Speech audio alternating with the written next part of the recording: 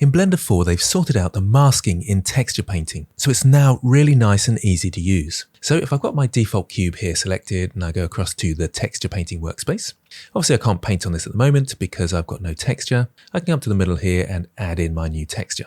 I'll press the plus sign and add in a base color to paint on and press OK. So now I can paint on my cube and you can see it appear over here. Now, if I want to use the mask brush just here, so I'll click on that. This allows me to paint an area in black so that it's not affected by my paintbrush. However, if I click and try to draw an area now, it says missing stencil detected. Well, we've now got this new button up the top here called masking. If I click on the drop down there, we can actually create a stencil image. So I'll press new and I'll give it a name, side mask, and press OK. So now when I start painting on the side, let's say I want to mask out this area here. I'll just put the brush strength up to 1, in fact. Just there, I want to mask that out. I'll go back to my draw brush. Let's choose a blue color. I'll zoom in a bit and try and paint across it. And you can see over here that it's not painting that area. If I want to get rid of my mask, I can go up to the stencils here and just close it down. And now let's choose a different color and paint around the place. And you can see the mask is disabled.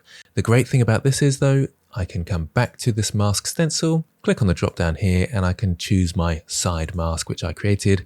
And then once again, I can't paint on that area. And again, up to the top and close it down. And you can see I was unable to paint there. I think that's really effective and makes masking much easier.